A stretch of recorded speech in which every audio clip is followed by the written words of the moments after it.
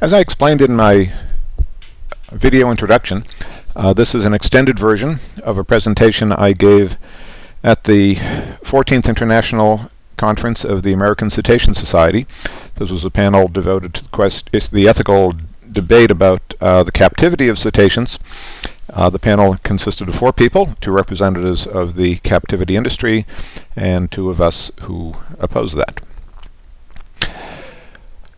Coming at this as a specialist in applied ethics, one of the things that I want to stress in this presentation is that there really are 2 separate ethical issues that are related to the fact that we're talking about quite different mammals. First of all, there are the cetaceans, and as far as the cetaceans are concerned, the primary ethical issue is that of whether captivity is acceptable. Although there's also an issue connected with humans, not the safety issue, which certainly has gotten plenty of attention, but an ethical issue that comes up strictly from the fact that operations like SeaWorld are a business. And in this regard, I'd say there's an ethical issue connected with what I consider to be management's poor handling of the challenges that a company of this sort faces. Now, when I say a company of this sort, I mean one that is vulnerable to progress in science, that reveals information that then throws into question some of the company's practices. I'm going to say right at the outset that companies of this sort really must be managed in a way that takes science into account. Speaking about this as an ethical issue, I want to specify very clearly that the perspective that I'm using in talking about ethics is that ethics is not grounded in law, custom, religion, personal opinion, or that it's just some arbitrary construct. There are people and ways talking about that. The problem is that they're very, very limited. The perspective on ethics that I advance is one that claims that the foundations of ethics can be grounded empirically. You're going to see, and even biologically, and you're going to see that represented in this point of view. Many parts of this presentation really would take a great deal more time to explain fully, but I at least want to make it clear what the main lines of my thinking are, so if you want to pursue this later, you can. If we're talking about ethics, then, we'd need to start with some very basic questions. For example, who counts? Or the way philosophers put it, who has moral standing? And in virtually every situation, we could say that minimally all persons, any person who is involved, definitely counts. Now, I'm using person in the philosophical sense, which is that it's not referring to individual human beings only. Person is a philosophical concept that refers to any being with the kind of capacities that used to be said only humans had, that make them vulnerable to a particular kind of pain and suffering. The arguments that you may have heard about the rights of non-humans or the rights of non-human persons, the rights of non-human animals, very much are connected with this notion of personhood. The simplest way to talk about what a person is a being of any species who is self-aware, a self-aware individual with sophisticated intellectual and emotional abilities. In our situation, talking about the issue of SeaWorld and other captive facilities, that means all the humans involved, who are clearly persons, and the dolphins and the orcas, that is, orcas being a dolphin, the large dolphins, the small dolphins and the large dolphins. What I argue is that there's sufficient scientific evidence to back up the claim that they are also non-human persons. Now, as I said, many parts of this presentation really would need much greater elaboration. On the question of non-human personhood for dolphins, all I can do is refer you to my book, which lays all of the scientific information on this and also explains the concept. However, I can quickly point to the main lines of more than 30 years of scientific research done by 20 to 30 different marine mammal scientists who point to the kinds of traits that would be significant in making the judgment about whether or not dolphins are persons or non-persons. Laurie Marino's excellent work on the structure of the human brain, the dolphin brain, shows how sophisticated that is.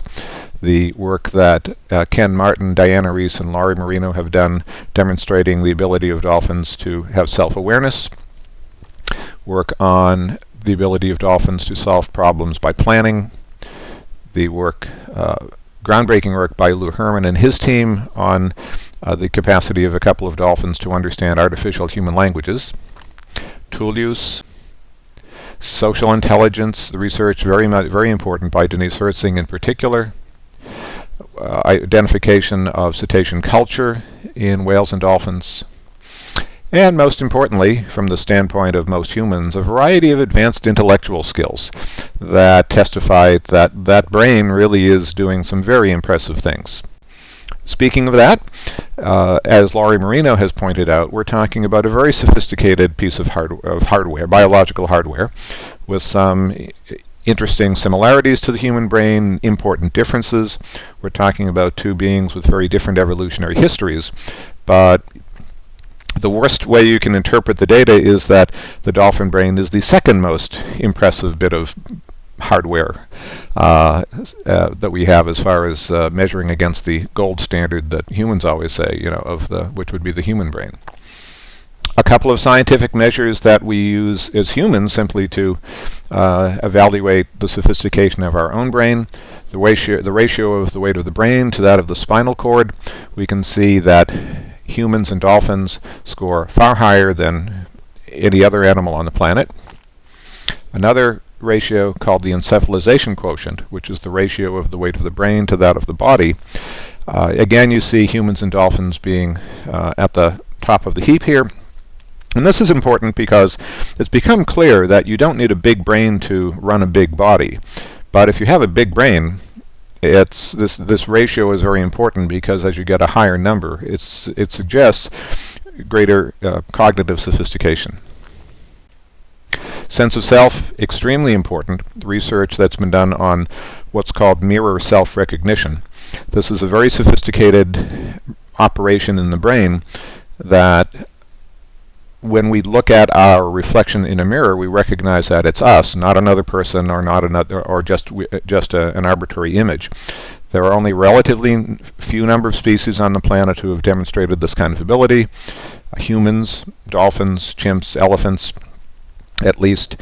And the reason this is so important is that when you have this capacity, it allows for a very complex inner world, a kind of consciousness. It isn't just the ability to perceive the world, but to reflect on our perceptions. This is really what gives us a sense of I, and this is what gives us a sense of uniqueness. And that then is critical from an ethical standpoint, because it does say then that every individual is unique and valuable in that regard. So you put all of that together, and as I said, this is a very quick run through on the issue of personhood. But what we see, beings turn out to be a who, not a what. That is, we're talking about self-aware individuals with sophisticated intellectual and emotional abilities. And that then, from an ethical standpoint, the reason this is so important is, again, as I said before, dolphins have moral standing. They get to count in this kind of calculation, and they count as individuals, not just a question of whether there's any extinction or whether the possibility or communities are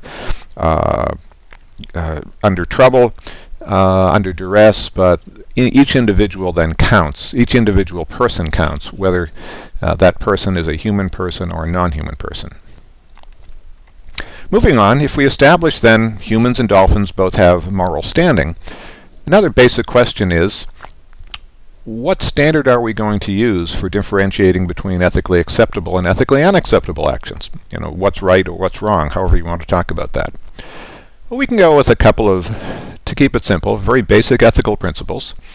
Do no harm, which points to the possibility of doing tangible harm to individuals. And we'd say that's, from an ethical standpoint, that's unacceptable. But there are also aspects of our being, certainly, where it's possible to treat people inappropriately as it relates to whether it's justice or fairness or invading privacy and the like, which is not, you can't point necessarily to tangible harm, but we experience it as harm. We experience it as painful. So we can work with these two general principles, do no harm, treat others appropriately, in evaluating cases like this in applied ethics. Of course, what we need to do then is to refine the ethical standard. That is, what counts as harm and what counts as inappropriate treatment, particularly as it relates to the fact that we have these different species in the mix. Now, the central point of this talk, as far as human treatment of cetaceans, is that I'm going to argue that the concept of flourishing really is the most fundamental and most important standard for determining what counts as acceptable treatment of dolphins. Now, this concept is put forth by Martha Nussbaum, a philosopher at the University of Chicago, and her definition from the Oxford Handbook of Animal Ethics is that each creature has a characteristic set of capabilities or capacities for functioning distinctive of that species, and that those more rudimentary capacities need support from the material and social environment if the animal is to flourish in its characteristic way. Now, I'd put this in a somewhat simpler way. That is that when we're talking about flourishing, we're talking about the full, healthy growth and development of the traits, skills, and dispositions that allow a being a reasonable opportunity to have a rudimentarily satisfying and successful life as a member of that species. So we're talking about emotional health, physical health. We're talking about the conditions necessary to grow and develop those skills and capacities that we innately have, and also the skills and capacities necessary to have at least an opportunity. This is not to guarantee the end result, but to have at least a reasonable shot at a satisfying life, and a life that lets you succeed as a member of the species. Now, the ethical significance of this is obviously that, since I said that what we're talking about, two general ethical principles, do no harm and treat others appropriately, I'm going to argue that compromising the conditions of flourishing is probably going to violate one or the other. That then takes us to the question, that is, it produces some kind of harm, whether it's tangible harm or intangible harm. It may produce pain, it may produce some kind of significant discomfort. The most important question connected with flourishing is whether failure to provide persons with the conditions necessary for flourishing should be considered cruelty. Now, in the world of law, we do have a whole host of laws and regulations that define animal cruelty, and I'm not talking about that because I'm going at this from the standpoint of ethics, not law. But this does become a central question. It may not be covered by the issue of law, but if we're talking about depriving people of the conditions they necessary for flourishing, can we does depriving them of those so much lead to not just being uncomfortable or deprived in some way, but does it really count as cruelty? And this becomes really a central issue that we need to be talking about in this debate. Now, it's important to remember that when we look at the way that humans punish one another, we put one another in, first of all, like in prison, we deprive people of liberty. If we really want to punish people, we put them in solitary confinement. We deprive them of their privacy. Now, all these things are supposed to be uncomfortable. They are supposed to be painful in some fashion. And so even when we look at, and these are all conditions necessary for flourishing among humans. So it's fair to say that if this works for humans, it's going to work for any being of an equivalent sort. And so it's certainly not beyond the realm of reasonable argument to say that significant failure to provide persons with conditions necessary for flourishing is indeed cruelty and is indeed ethically unacceptable. That even if it's not cruelty, it's still, from an ethical standpoint, significantly unacceptable because it does produce a kind of harm to that being. Now, conveniently, the concept of flourishing is something that has effectively already been embraced by everyone in this debate about what's the appropriate way to treat dolphins and orcas in captive facilities. SeaWorld is an excellent example of this, where they state that the truth is that our killer whales are healthy and happy and thrive in our care. Well, thriving and flourishing are basically the same thing. So it's clear that everyone is basically committed to the same proposition. That is that cetaceans in captivity should be living in conditions that allow them to thrive, that allow them to flourish. The debate here is not whether that's the standard.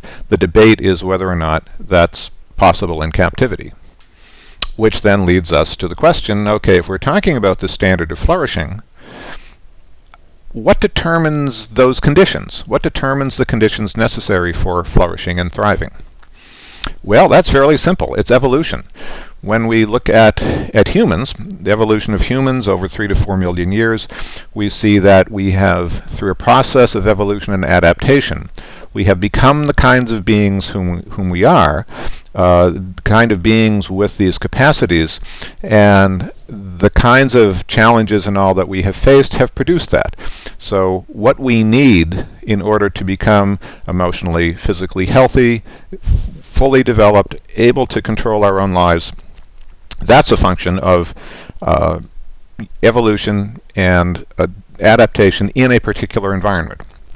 Similarly, that's the same deal with whales and dolphins, who have a much longer evolutionary history. We're talking, and also very different because, of course, so much of it is in the ocean. We're talking about 50 to 60 million years, and we're talking about in the ocean, in the wild. So it's important to keep in mind here that the conditions of flourishing then are set by the evolutionary history of a being, the natural history of a being in a particular environment, and that environment is what shaped that species, and that's the environment that can provide them with the conditions necessary for growth and development and challenge and the like. It is not the case that you can take a being and decide right now what it is that it needs in order to flourish. You may you may find with humans and with dolphins beings that can adapt to conditions extremely well. They can adapt to conditions that don't provide everything they need for flourishing. They may even be able to live and reproduce. But that does not mean that they are flourishing. So it's very important to recognize that the fundamental argument from a scientific standpoint is that the conditions of flourishing can best be determined by observing those species in the wild, understanding how those conditions in the wild allow them to grow and develop. And then the question is whether or not those same conditions can be provided in captivity. If we then say, all right, let's look at this a little more carefully. Let's just talk about humans for a minute. What does it take for humans to flourish? This is mainly discussed in the context of human rights or basic human needs. So if you have any interest in following this up, that's where you'd want to look. But if you look at most statements of most descriptions of basic human rights that we have that refer to what we need to have a satisfying life simply because of the cloth from which we're cut, you'd be looking at things like the Declaration of Human Rights by the UN and other equivalent documents. But what you'll find is something like this. We need to be alive, of course.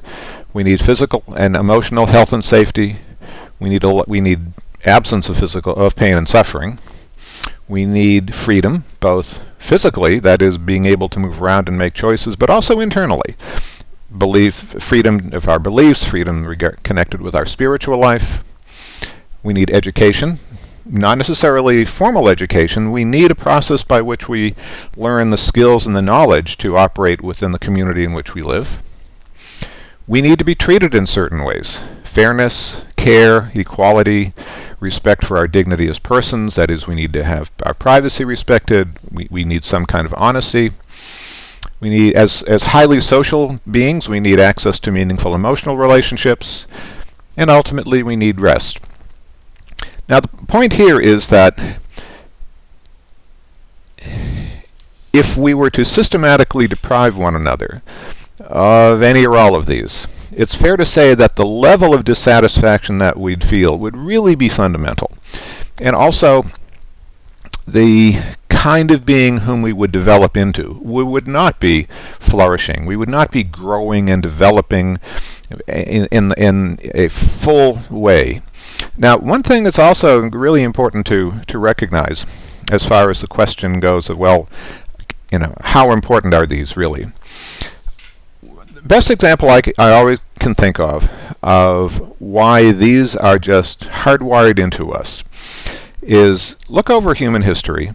Think of how many times you can think of cases where individuals or communities were facing situations where their freedom or their equality or something of that sort was systematically deprived. And in a way, the smartest thing that people should do if they're in situations like that, if they just want to survive, would be to knuckle under and to accept bad conditions. We as a species, though, time and again, get pushed to a point where people are in fact willing to risk their lives. They are willing to die for freedom. They are willing to die for liberty, even though it's this huge cost connected with it. And I can't think of a better example of something that shows that many of these conditions, the basic conditions of flourishing, really are hardwired into us. And while we may adapt to servitude for a while, it isn't anything that goes over the long haul, because eventually it just rubs us too much the wrong way. Shifting then to dolphins and orcas, let's say, okay, what do they need to flourish? And of course, as I said before, you need to look into their natural habitat. It is not what are the conditions that we would like dolphins and orcas to be able to live in. What are the conditions that they do live in the wild, and what does that give them? And what does that tell us about what they need? Well, obviously they need social interaction. They're highly social, in many ways more social than humans. They also need choice in their relationships. They live in families and groups that they're very close with. They need an opportunity to learn and perform social skills, survival skills, social roles. They need to learn their culture and pass on groups' cultures. They need an appropriate environment for developing physical abilities. Dolphins have echolocation. They need to learn how to dive considerable depths. These then become part of the skills that they master as they grow. And they need freedom of movement. They need space. They need appropriate challenges to learn how to exercise control over their lives. Dolphins in the wild can travel good deal of distance each day. They can travel a good deal of time. If they find themselves in a situation that's difficult, they need space in which to get out of a difficult situation. They need to be able to then learn how to manage all of those things. So there's much more information about this as far as how wild dolphins and wild orcas live. But on balance, this is sort of at least a short definition of that, a short description. They need to be able to move, they need to be able to choose, they need relationships, and they need conditions that let them grow and to develop and challenge their latent abilities. Key question then, is it possible for dolphins, the small dolphins, the orcas, to flourish in captivity?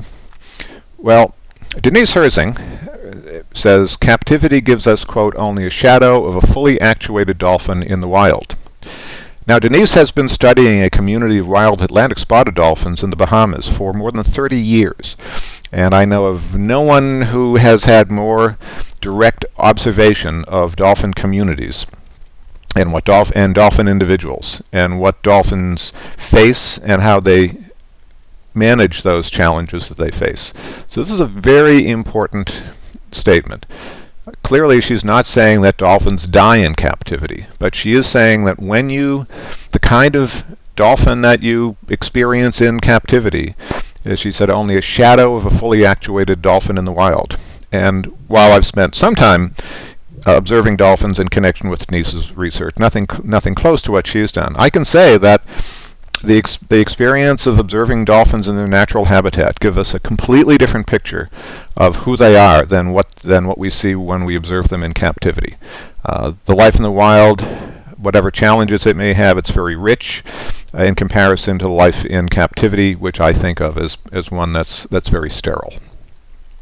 Laurie Marino argues the abundance of scientific evidence shows unequivocally that cetaceans cannot thrive in captivity.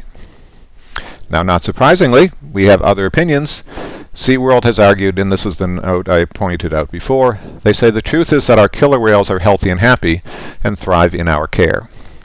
Now, ultimately, of course, this should be an empirical question, and as you see, both Laurie Marino and Denise Herzing point to scientific data and scientific research in making this claim.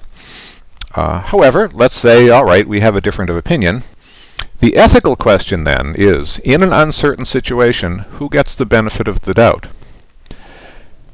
Basically, the answer then is whoever gets harmed the most, which in this case would be the small dolphins and orcas. They would experience greater harm in captivity than humans if they had to there was some major impact on that industry. Humans can find other jobs. There are other ways of making investments. There are more options there than that limit the amount of harm that any human would experience. It's not the case. If you're talking about something as fundamental as depriving beings of the conditions they need in order to flourish, it's a very serious matter, and that would count as a greater degree of harm.